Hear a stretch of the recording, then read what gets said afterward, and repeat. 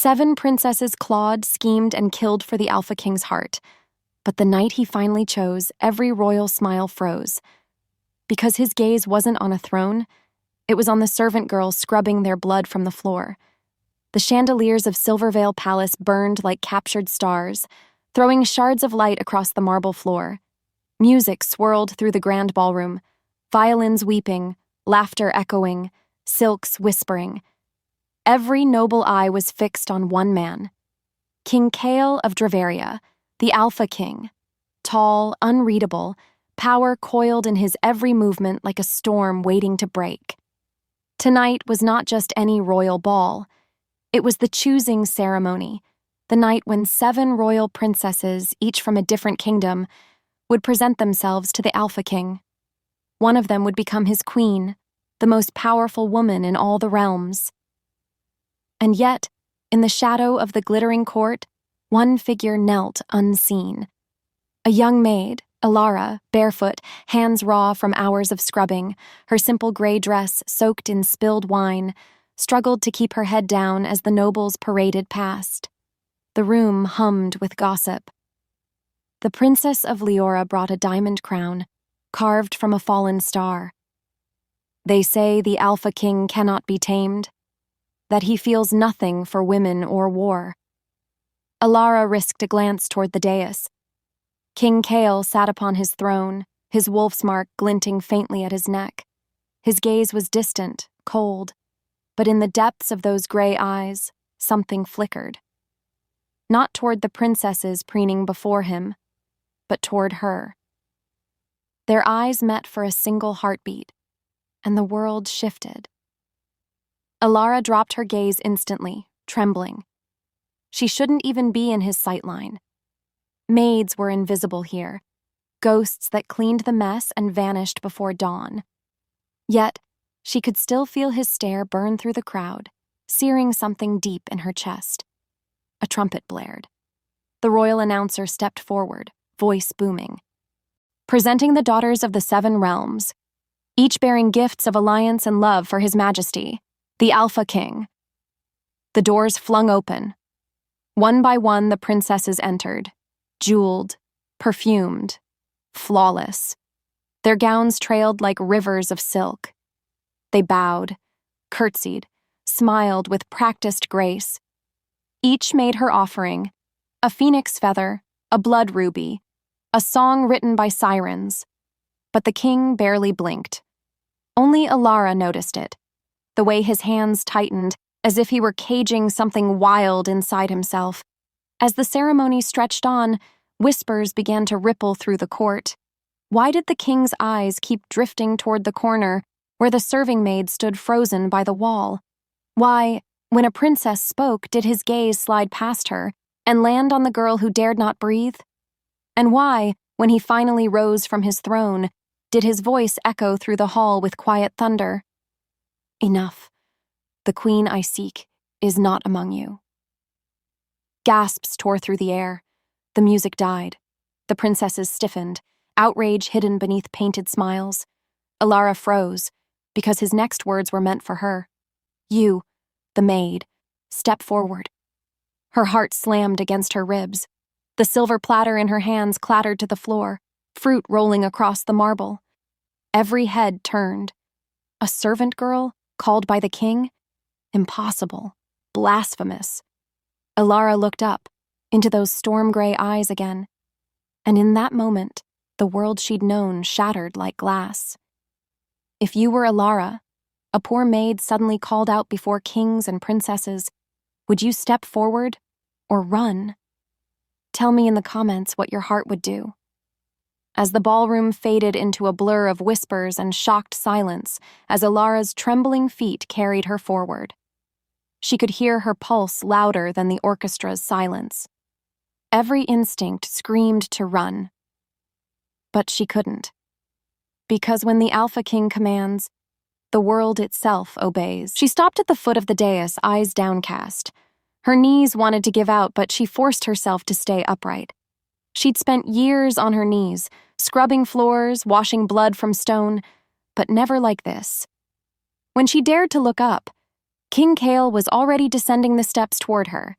He stopped mere inches away. The scent of cedar and frost clung to him, the scent of the wild northern woods he ruled. "Your name," he said quietly, his voice low enough for only her to hear. Alara swallowed. "Alara, Your Majesty." Something unreadable flickered in his eyes. Surprise? Recognition? Pain? But before she could breathe again, the High Chancellor stepped forward, his voice sharp. "Your Majesty, this girl is no candidate. She's nothing but a servant." A murmur rolled through the court, scornful, hungry. The princesses exchanged looks dripping with venom. Kale's jaw clenched. She spoke her name. "That's all I required." He turned and walked back to his throne, leaving Alara standing alone under 1,000 eyes. The High Chancellor snapped for the guards to escort her out, but Kale's voice stopped them cold. "No, she stays." And just like that, Alara's fate was sealed. With one sentence. That night, long after the ballroom emptied and the torches dimmed, Alara found herself huddled in the servants' quarters, the world spinning around her. The other maids whispered from their bunks. "Did you see the way he looked at her? The king never looks at anyone." Maybe she bewitched him. Alara pressed her hands over her ears. Bewitched him? No. She didn't even know what she had done. Her mind replayed that moment again and again. The king's eyes locking with hers, the strange ache in her chest that didn't feel like fear. But beneath the wonder and confusion, another emotion burned stronger, in terror. Because if the court hated her for being noticed, they would destroy her for being remembered. The next morning, she rose before dawn and slipped into the palace gardens to breathe. Mist curled over the fountains, and the scent of lavender and rain filled the air. It was the only place she could pretend she was free. This garden had been her refuge since childhood.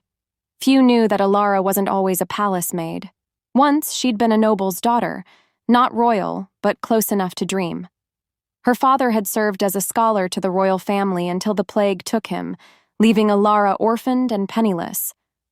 The crown had offered her shelter in the palace, a quiet way to turn the scholar's daughter into a servant who wouldn't be missed. Still, she never complained. She had food, warmth, and a roof. That was more than most. But sometimes, on nights when the moon was high, she'd dream of her father's words. "The true heart of a wolf, my little one, is not in its strength, but in the love it cannot hide." She'd never understood what he meant, until now.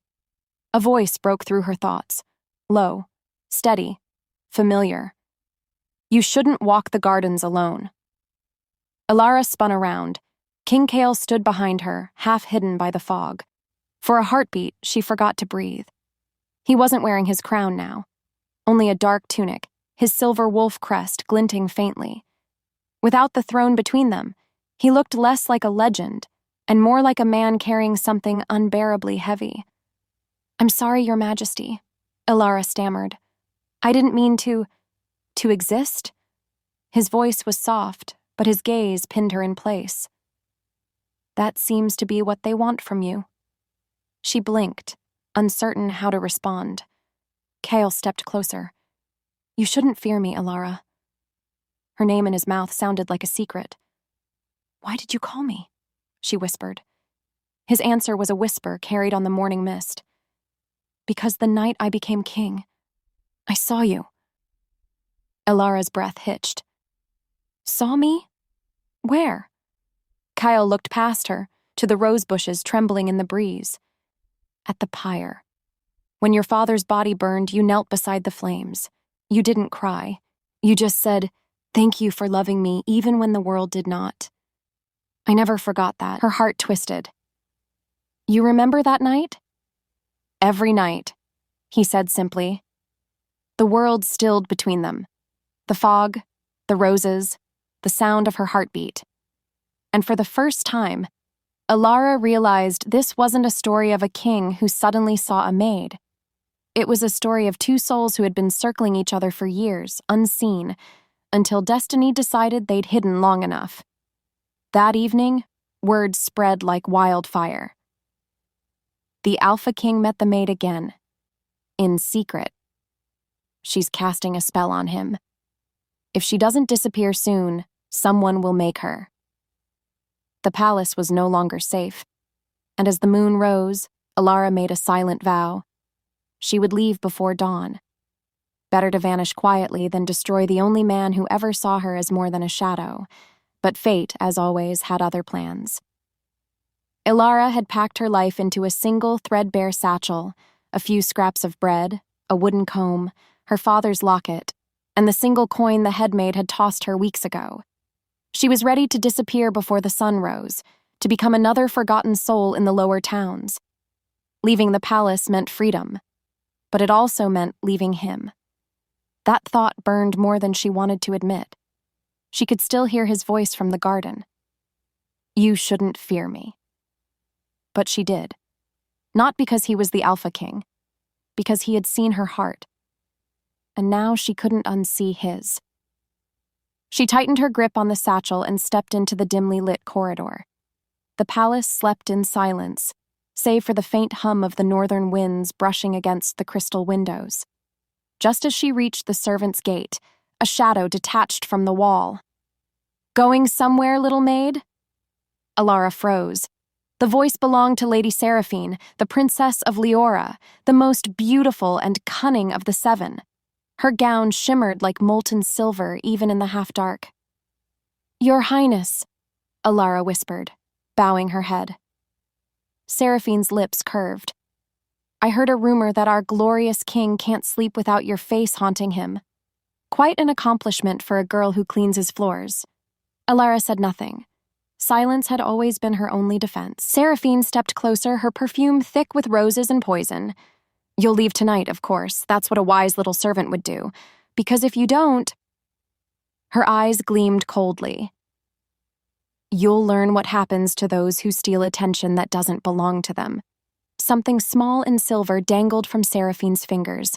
A locket. Alara's breath caught. It was hers. "Where did you—" "In the gardens. You dropped it." Seraphine's tone turned cruel. "Curious, isn't it? Inside there's a portrait of a man. Not a noble, not a king, just a scholar. I wonder how His Majesty would react if he knew you're the daughter of the man accused of treason against the crown." The words hit like ice water. "That's not true." Alara's voice cracked. "My father was loyal." "The king's council disagreed," Seraphine purred, stepping closer until her breath brushed Alara's ear. "And when the truth comes out, when I reveal it, the Alpha King will have no choice but to cast you out. Or worse." Alara lunged forward to snatch the locket, but Seraphine's guard stepped between them. "I'll be merciful," Seraphine said, feigning sweetness. "Disappear before dawn. Spare yourself the humiliation." She tossed the locket into Alara's hands and swept away, her laughter echoing down the corridor like a curse. Alara fled to the stables, heart pounding, tears stinging her eyes. She didn't notice the cold until her breath turned to frost. She had to run, now. But as she reached for the gate, something heavy landed in her satchel with a thud. A small wooden box, wrapped in dark silk, tied with the royal seal of Dravaria. Her fingers shook as she unfolded the parchment attached. The handwriting was bold, sharp, unmistakably his. "Alara, do not leave the palace. There is something you must see. Come to the northern chamber at dawn. Tell no one." Her pulse stopped. Why? Why would he send this? How did he even know she planned to leave? The dawn bell began to toll, slow and haunting. Against all logic, her feet turned toward the northern wing. She should have thrown the box into the fire and fled. Instead, she found herself running deeper into the palace, toward danger. And him. The northern chamber was unlike any place Alara had ever seen. Vast, circular, lit by a single blue flame that danced inside a glass orb. The walls were carved with ancient runes of wolves and moons, the ancestral symbols of the Alpha bloodline. King Kale stood at the center, his cloak trailing across the stone, his expression unreadable. "You came," he said quietly. "Why did you summon me?" Elara asked, breathless. He gestured to the wooden box in her hand. "Open it." Her fingers trembled as she lifted the lid. Inside was something that made her knees weaken, a bloodstone pendant, pulsing faintly with red light. "What is this?" "A royal gift," Kale said, his gaze fixed on the stone. Each princess presented one. Power, legacy, alliances. But one box was not from them. It arrived without seal or name, left at my door before dawn. He paused, eyes meeting hers. Inside it was this pendant, and your name. Elara staggered back. "My name? How?" "I thought it was a threat," Kale said, voice low, "until I touched it." He lifted his hand. A faint scar glowed on his palm, the mark of the Alpha. "The moment I did, I saw flashes. A child in the garden, a woman kneeling at a pyre, a voice saying, 'Truth doesn't hide forever.'" His voice faltered. "It was you, Elara. That's why I knew you before I even spoke your name." Elara's throat tightened. "You think this came from me?" "No," Kyle said darkly. "From someone who wants us both destroyed." He turned, the blue fire painting his face in shadow. "The council will accuse you of witchcraft when they learn this. They already whisper that you've bewitched me. If I send you away, they'll hunt you. If I protect you, they'll come for the throne." He looked at her, eyes filled with a mix of torment and resolve. "Tell me, Elara, what did your father die protecting?" Her heart cracked open. She hesitated, then whispered, "A truth he said the crown wasn't ready to hear." Kale stepped closer, the distance between them melting into something dangerous and magnetic. "Then maybe," he said softly, "we're both living the lie he died to end." Elara didn't know who left the pendant or why her name was written on it, but she knew one thing. The moment she stepped into that chamber, her life as a maid ended forever. The council would come for her, the princesses would destroy her, and the Alpha King, the man who saw her heart, would risk everything to keep her alive. Somewhere deep within the palace walls, unseen eyes watched their meeting through a mirror of smoke. A voice whispered in the dark, "The prophecy begins." The days after the pendant's discovery were a blur of whispers, closed doors, and sleepless nights. King Kyle withdrew from the council and rarely appeared in public, feeding the fire of rumors that he'd fallen under a servant's spell. The princesses began circling like vultures, smiling sweetly while watching Elara with eyes full of sharpened envy. And Elara, who'd once been invisible, now couldn't take a single step without being seen. She tried to stay in the servants' quarters, but even there, the other maids kept their distance, terrified that her presence would bring the king's wrath upon them. Loneliness wrapped around her like a shroud, until the night Kale came to her. He arrived quietly, long after the palace had gone to sleep. A faint knock on her door, 3 slow beats. Elara hesitated, then opened it. The king stood there, not in his robes of state, but in a dark cloak, a hood drawn low. "There's something you need to see," he whispered. She followed him through the hidden passages that wound beneath Silvervale Palace, tunnels carved centuries ago by the first wolf kings. The air was cool and heavy, lit only by flickering torchlight. Finally, Kale stopped before a massive iron door, sealed with runes. He pressed his palm to the center, and the ancient symbols flared gold before fading open. Inside was a forgotten chamber, filled with dust, old scrolls, and relics. At the heart of the room lay a single book on a stone pedestal. Its cover was black leather, etched with a wolf's crest identical to Kale's. "What is this?" Elara asked, stepping closer. "My mother's journal," Kale said quietly. "The last queen of Dravaria." He brushed his fingers over the cover, his expression unreadable. "It was hidden by the council after her death. I found it only recently, sealed by the same magic that guarded your name on that pendant." Elara's breath caught. "You think it's connected?" "I know it is. He opened the journal, revealing pages of delicate script and strange symbols. Most were unreadable, written in a forgotten language, but near the middle, one passage had been translated by a trembling hand. The curse of the Alpha line is not born of blood but of choice. When the heart denies its bond, the realm begins to rot. Alara frowned. Bond? A soul bond, Kale murmured. Ancient legend says every Alpha is born with one, the other half of their spirit. Lose them and the kingdom weakens. Her pulse quickened. You think this curse is real? I think my mother believed it. And I think my father denied his bond. For power. For duty. For the council. He turned to her, voice low.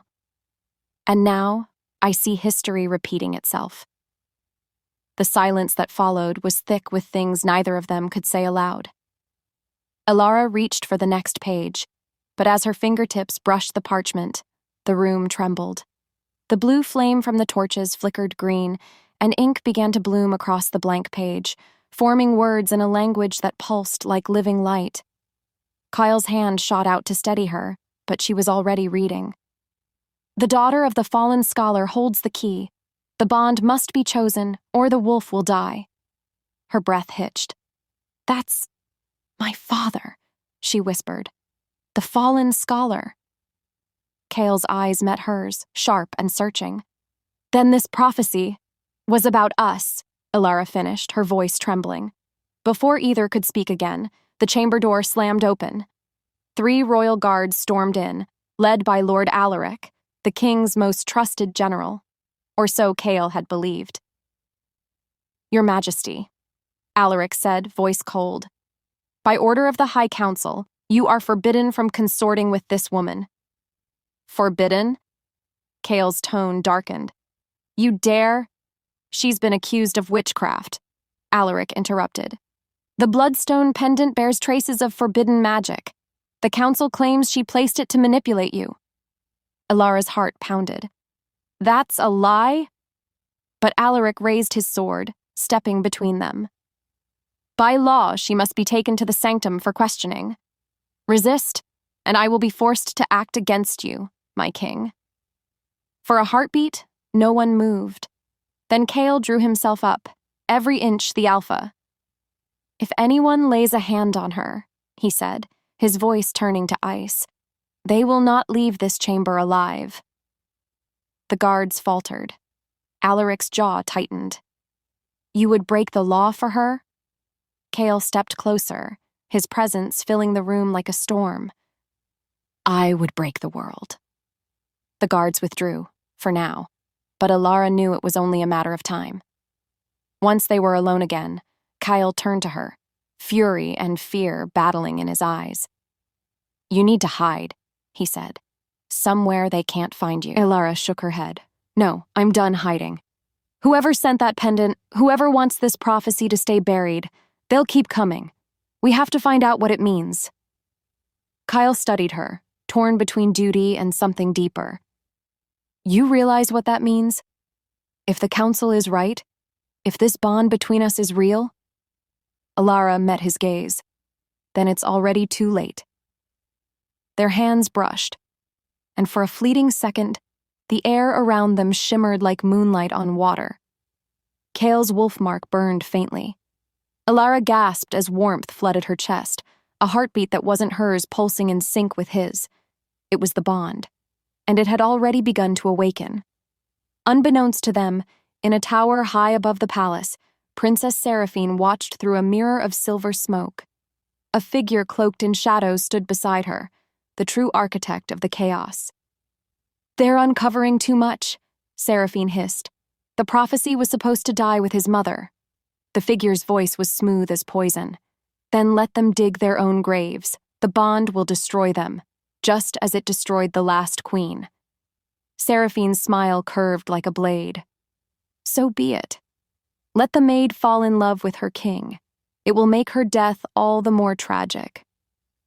3 nights passed since the prophecy appeared in the queen's diary. In that time, the palace changed. The torches burned longer, guards doubled their patrols, and rumors thickened like smoke. The council demanded the king surrender Alara for cleansing, a polite word for execution. But Chaol refused. He shut down council meetings, sealed off the royal wing, and took personal charge of her safety. To the world, it looked like madness. To Alara, it looked like devotion, the kind that terrified her.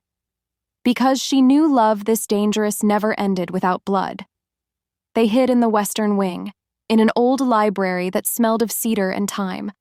Chaol studied the queen's diary by moonlight while Alara copied strange symbols into parchment, hoping to find clues. Each night, their silence grew heavier, charged with unspoken words.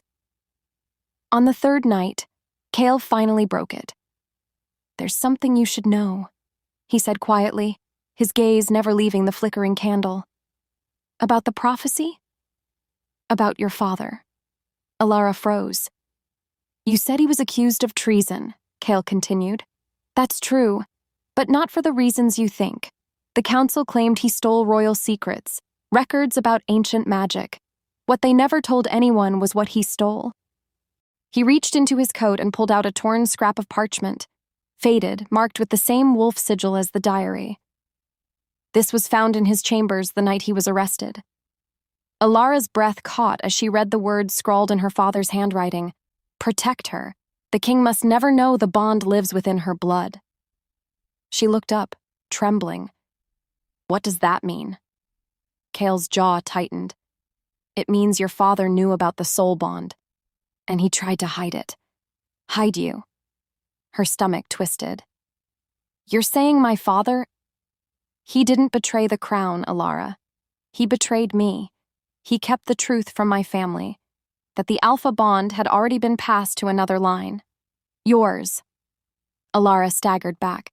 "No, that can't be—" But the more she tried to deny it, the more it made sense. Her father's secretive studies, his warnings to stay away from the royal grounds, his dying words. The heart of a wolf is not in its strength, but in the love it cannot hide. Chaol stepped closer, his eyes burning like stormlight. "Don't you see? You're not just my bond, Alara.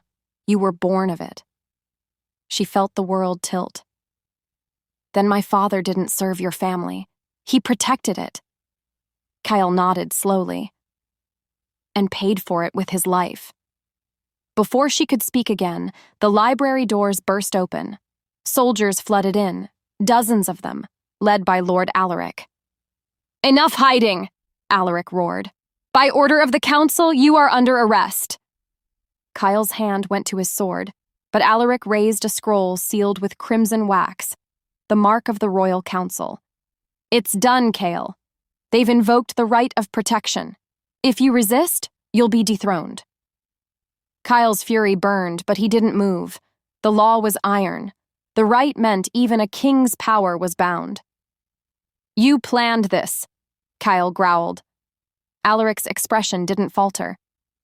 "I begged you to see reason. The council fears her, Chaol. That pendant, it's not just cursed. It's alive. It responds to her blood." Alara's heart slammed against her ribs. "That's impossible." "Then explain this." Alaric tossed something onto the table, the bloodstone pendant. It pulsed like a heartbeat, red light spilling across the floor. And as Alara's gaze met it, the glow surged brighter.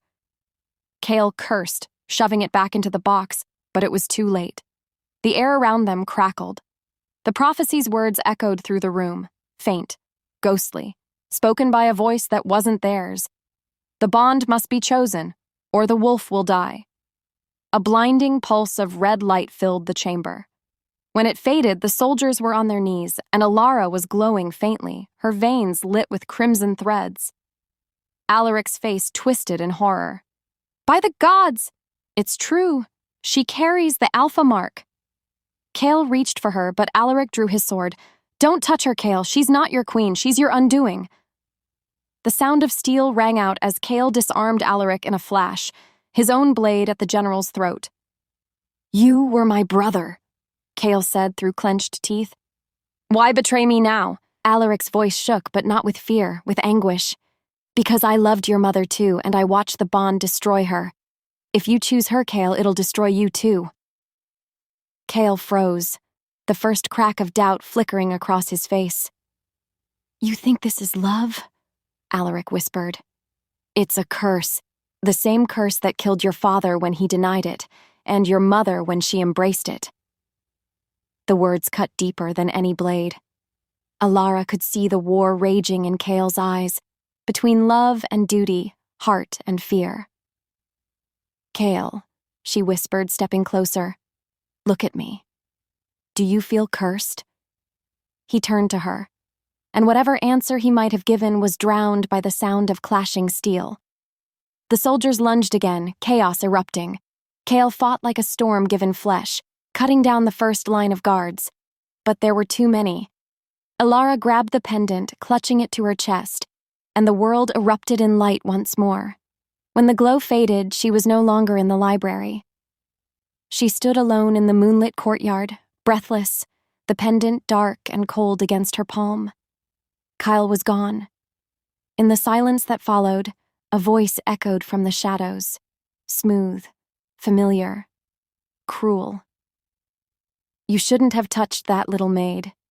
Princess Seraphine stepped into the moonlight, a dagger gleaming in her hand, and behind her the cloaked figure from before. The true puppet master revealed. "The Alpha Bond has awakened," the cloaked figure said, their voice ancient and cold. "Now we can end the curse once and for all, by killing you." Alara's hands trembled, not from fear, but from fury, because now she knew the truth. She wasn't cursed. She was chosen, and she would not die quietly. If you discovered your love was bound by destiny, but that destiny could kill you both, would you still choose it? The courtyard was silent except for the whisper of rain against stone.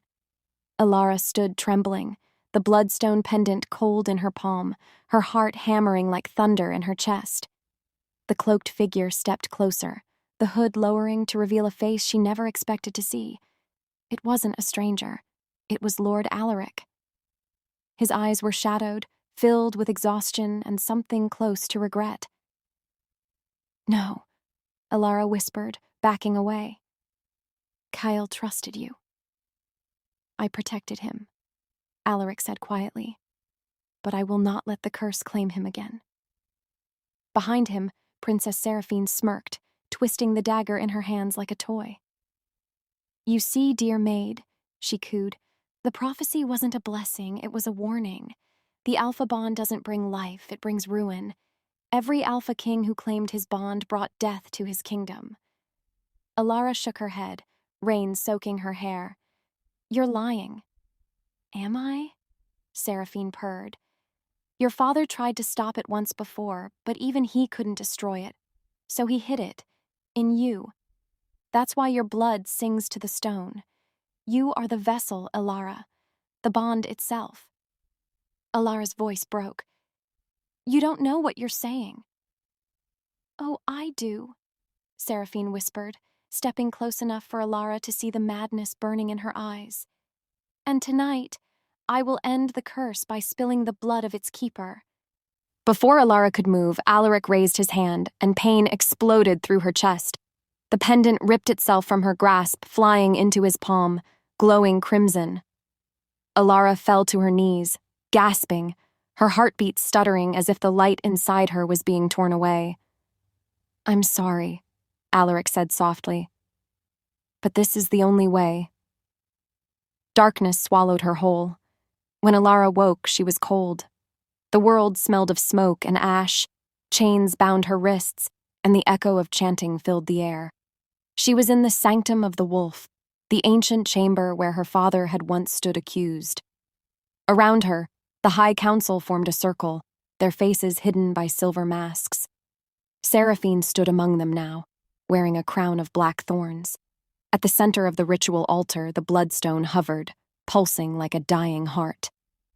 "Bring the vessel forward," one of the councilmen commanded.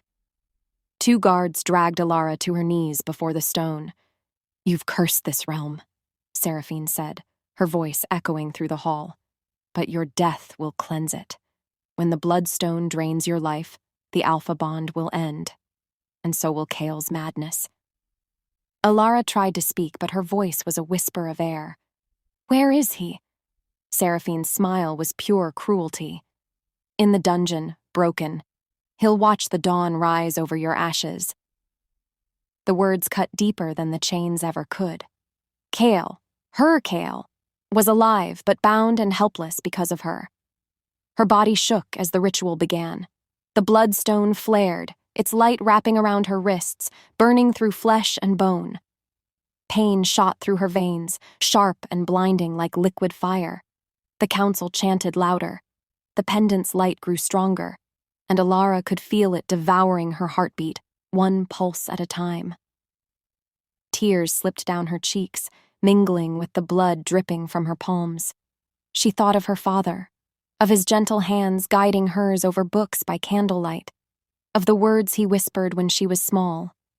The heart of a wolf is not in its strength, my little one, but in the love it cannot hide. Love. That word echoed in her mind, anchoring her to something deeper than the pain. Because love had brought her here, and love, she realized, might still save them both. Somewhere far below in the dungeon, King Kale fought against his chains. The bond between them pulsed faintly, even through stone and darkness. He could feel her pain by every heartbeat fading, every breath trembling. He roared, the sound shaking the very walls, and the iron around his wrists cracked. Blood ran down his arms, but he didn't care. Alara! He shouted, voice breaking. Hold on! The guard outside the cell slammed the door open, and Kyle met him with a fury that could move mountains. Moments later, he was gone from the dungeon, a storm made flesh, his mark blazing across his skin. Back in the sanctum, Alara's vision began to fade. The world was fire and shadow. Her heartbeat slowed, then faltered. Seraphine raised the dagger. Now, she whispered, let her blood feed the stone. But before the blade could fall, the doors burst open with a thunderclap. Kyle stood there, soaked in rain and fury, eyes glowing with the light of his wolf spirit. Enough, he roared, his voice echoing like thunder. The council scattered, guards rushed forward, and Kyle's power exploded, hurling them back with invisible force. The bloodstone's light flickered, struggling between crimson and gold. He reached Alara, tearing the chains from her wrists, catching her as she collapsed against him. I told you, he whispered hoarsely. I'd break the world for you. Alara smiled weakly, her vision dimming. Then break it, Kale. Please. But the bloodstone's glow surged again, swallowing them in red light. Kale looked into her fading eyes, and something inside him snapped. He pressed his forehead against hers, voice shaking. You're not dying for me, not like my mother, not like your father. This curse ends with us, together. He reached for the pendant and crushed it in his bare hand. Pain tore through him, a scream swallowed by blinding light. The explosion that followed shook the palace to its foundations. When the light faded, silence fell. Alara lay motionless in Kyle's arms. Her heartbeat was gone. Around them, the council's bodies were strewn like fallen shadows. Seraphine was gone, vanished into the smoke. Kale's tears fell onto Alara's face, his voice barely a whisper. Please, not you. He pressed his lips to her forehead. And for the first time in years, the Alpha King prayed. Above them, dawn broke, soft, pale, and merciless, and Alara did not stir. The dawn light crept slowly through the shattered ceiling of the sanctum, gilding the ruins in ghostly gold. King Kale knelt amidst the wreckage, his hands shaking as he cradled Alara's still body. The smell of smoke lingered. The bloodstone lay in shards, its once living glow now nothing more than dying embers. The Alpha King, conqueror of nations, feared by all, bowed his head in silence. He had broken kingdoms with his wrath, but he could not protect the one person who had given him peace. You were right, he whispered, his voice hoarse. The heart of a wolf isn't its strength, it's its love. A tear slid down his cheek, landing on her pale lips. And mine died with you. He pressed his forehead against hers, one last farewell, when something beneath his palm pulsed faintly. It was faint at first, like a heartbeat buried under ice. Then again, stronger. Cale froze. He looked down and saw a soft golden light blooming beneath Alara's skin. Faint but alive. Her pendant shards glimmered beside them, glowing like stars scattered in dust. Cale's breath caught. The broken bloodstone was responding to her. Not destroying her, calling to her. "Ilara," he breathed. "Come back." He gathered the fragments into his hands. The edges cut into his flesh, but he didn't stop. Blood dripped onto the stones, each drop igniting a spark of light. "If my blood can break the curse," he whispered, "then take it. Take it all." The room filled with warmth. The shards rose from his hands, swirling around Alara's body in a halo of light. Cale felt the bond surge again, the tether between them, alive, raw, ancient.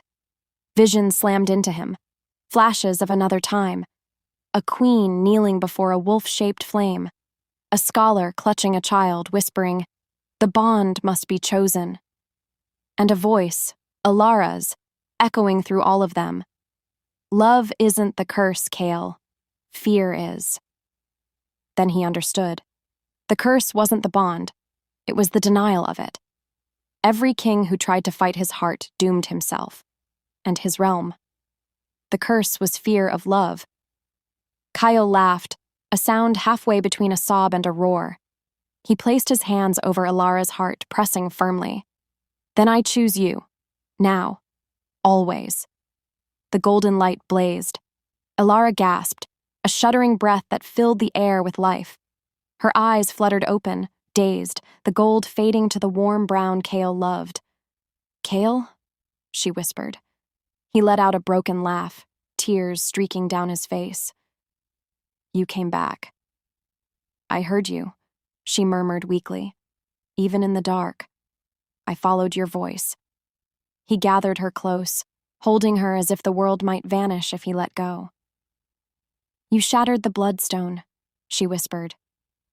"It was never the stone," Cale said softly. "It was us."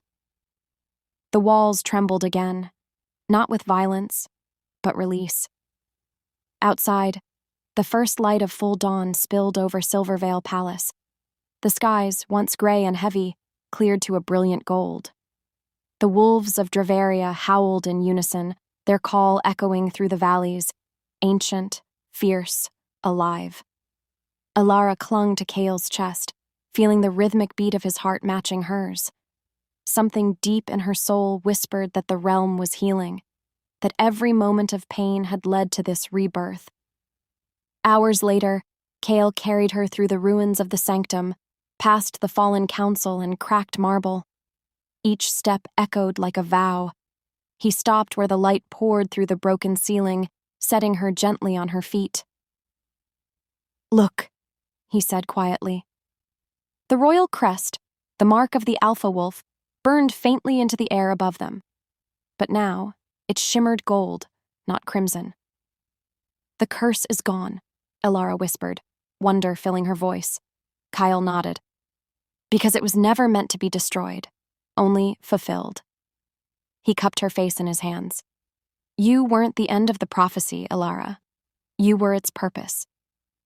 Her eyes filled with tears. "And you were its choice." They stood there in silence, the broken world slowly coming back to life around them. Later, as they returned to the surface, the people of Dravaria gathered in awe.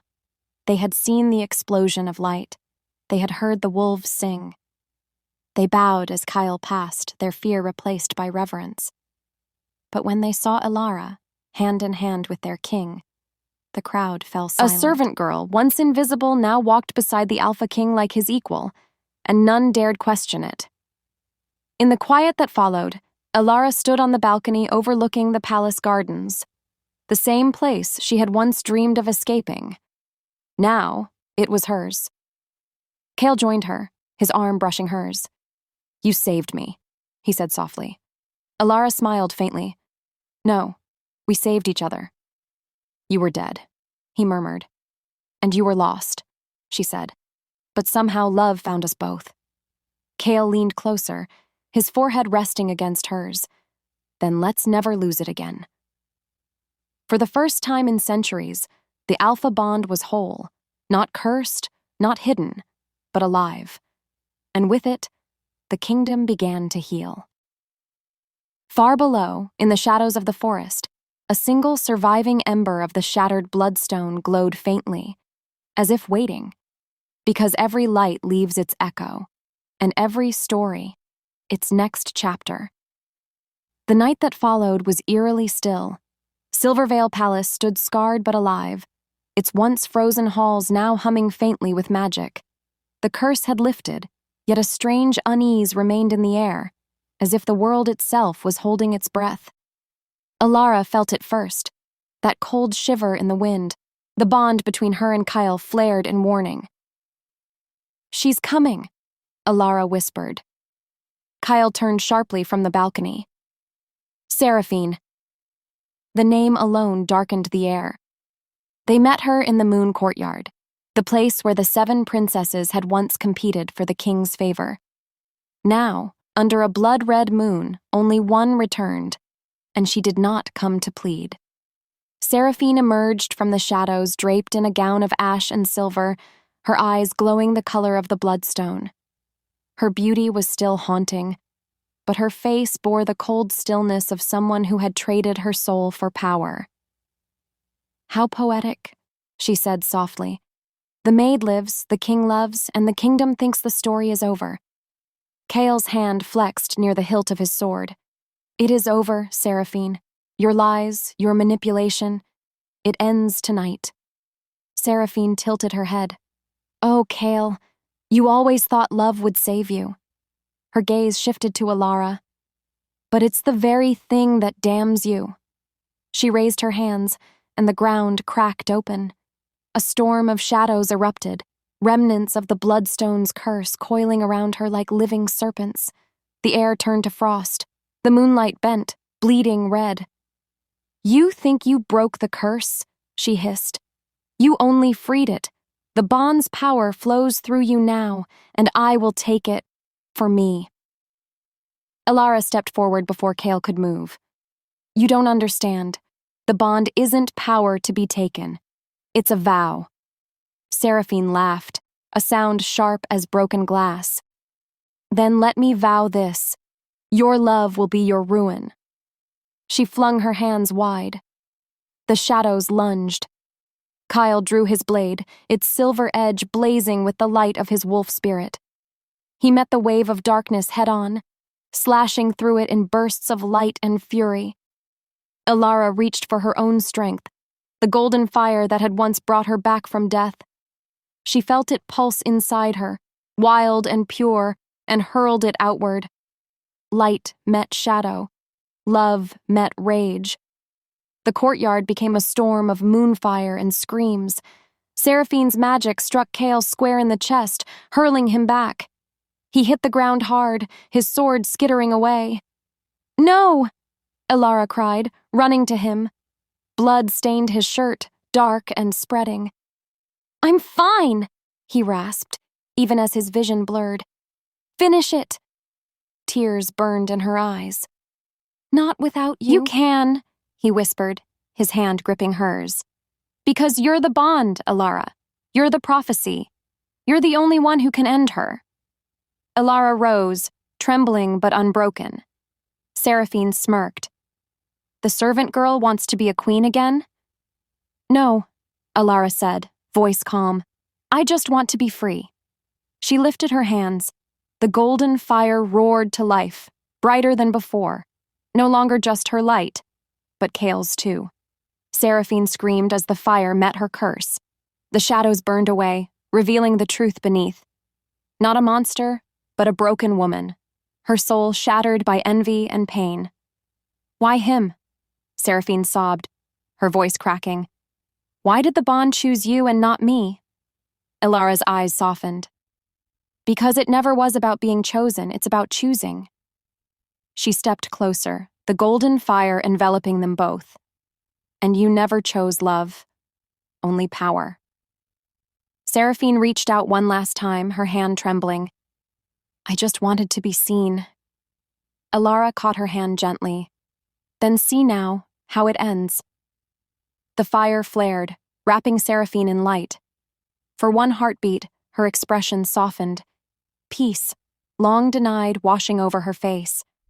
Then the shadows dissolved, and Seraphine was gone. Silence fell. The red moon faded to silver. Elara collapsed to her knees, her strength spent. Kyle was still there, barely conscious, watching her through hazy eyes. You did it, he breathed. Elara crawled to him, gathering him into her arms. No, she whispered. We did. The golden light around them began to fade, seeping into the earth, the air, the stones. Everywhere it touched, life bloomed. Grass, flowers, even the old marble gleamed new again. The curse was gone. For good. Kale cupped her cheek weakly, a faint smile tugging at his lips. My queen. She pressed her forehead to his. My king. And then, for the first time in the history of Dravaria, the Alpha bond was sealed not by power but by love, pure and unbound. When the sun rose, it painted the palace gold. The people gathered below, watching as Kale and Elara emerged hand in hand from the courtyard. The air shimmered with peace.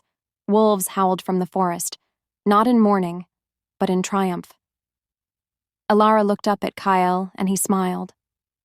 We were the curse, he said quietly, and the cure. She squeezed his hand. Then let's live like it. He laughed softly, brushing his lips against hers. Happily ever after? No, she whispered, just ever after. The sun rose higher, the kingdom rejoiced, and love, fierce, flawed, and eternal, finally reigned. The storm that had haunted Dravaria for generations was finally over. Weeks had passed since the night the curse was broken, but its echoes lingered in every heartbeat of the realm, not as sorrow, but as renewal. The forests, once dark and lifeless, now shimmered with morning dew and golden leaves. The rivers ran clear again. The howls of the wolves were no longer cries of mourning, but hymns of unity.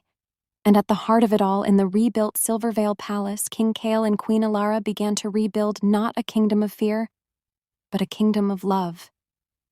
The day Elara was crowned, the people of Dravaria gathered from every province. There were no royal banners that day, only white flowers, the symbol of rebirth. The maids who once scrubbed the floors of the palace stood in the front row, their eyes wet with pride. Kyle walked beside her, no crown upon his head. You should wear yours, she whispered softly as they approached the dais. No, Kale replied, smiling faintly. Today the crown belongs to you. As she stepped forward, the sunlight caught the golden mark on her wrist, the same place where the bond had burned its vow. It glowed softly, visible for all to see. When the high priest placed the crown upon her head, the crowd bowed not out of fear, but reverence. A servant girl had become their queen, not through blood, but through the purity of her heart. Elara turned to the people, her voice trembling but clear. No one is born above another, she said, and no heart is too small to change the world. The roar of the crowd echoed through the mountains. Kyle watched her, pride and awe blending in his eyes. He had fought wars, slain monsters, and faced death, but nothing compared to this moment. She was his peace, his redemption, his everything. The weeks that followed were full of quiet miracles. Kale abolished the cruel selection of royal brides, ending the age of forced alliances. He opened the castle gates to commoners, allowing scholars, healers, and artisans to advise the throne. Elara spent her days among the people, teaching children, planting gardens, and restoring the old sanctums her father once tended. And every night when the moon rose, Kale found her in the courtyard, barefoot in the grass, the glow of the moon painting her hair silver. You still don't like shoes, he teased one night. They make me forget where I came from, she said, smiling. And where is that? She looked up at the stars, somewhere between a dream and a miracle. On the eve of the wolf moon, 1 year after the curse broke, Kale and Alara visited the ruins of the old sanctum, where once there had been fire and blood, now wildflowers grew. Alara knelt before the marble archway, placing a single white lily on the ground. "For my father," she whispered. Kale placed his beside hers. "And for my mother." They stood in silence, the wind carrying the scent of flowers through the valley. "Do you think they can see us?" Alara asked softly. Kale nodded. "I think they've always been watching, waiting for us to finish what they started." She smiled faintly. "Then maybe this is their peace, too?" The years that followed became known as the Golden Reign. Under their rule, the kingdom flourished, not through conquest, but compassion. The wolves that guarded the borders grew tamer, often seen running beside travelers rather than hunting them. Legends spread of the Queen of the Bonded Heart, whose voice could calm storms and whose tears healed poisoned soil. But the truest stories were the quiet ones, the ones whispered by children who said they'd seen their king and queen dancing barefoot under the moon, laughing like lovers who had never known war. One night, many years later, Kale and Alara stood together on the same balcony where their story had begun. The moon hung high, full and luminous. The kingdom below slept in peace. Alara leaned against him, her head on his shoulder. "Do you ever wonder," she murmured, "if fate would have chosen us again?" Kyle smiled, tracing her hand with his thumb. "Fate didn't choose us," he said. "We chose each other." She looked up at him, her heart full. "And if there's another life? Then I'll find you there too." He kissed her, slow, deep, eternal, as the wolves sang in the distance, their harmony soft and endless. The bond between them pulsed once more, not as fire or pain, but as light. And for a moment, the world itself seemed to breathe. Centuries later, bards still sing of the king who loved a maid more than a crown. They tell of a girl with stars in her hands who saved a cursed kingdom by choosing love over fear. Some say that when the moon is full and the air is still, two silhouettes can be seen walking through the palace gardens, their hands intertwined, their laughter carried by the wind. The maid and her king, the flame and the wolf. Love, unbroken. What would you sacrifice for love? Power? Pride? Even destiny itself? Comment below. Tell me what love worth dying for means to you. Thank you for watching this story to the end. If you enjoyed this story, you will surely love the next one. It's as interesting and even more intriguing as you can ever imagine. So do check it out. Click on the image showing on your screen right now to watch the next one.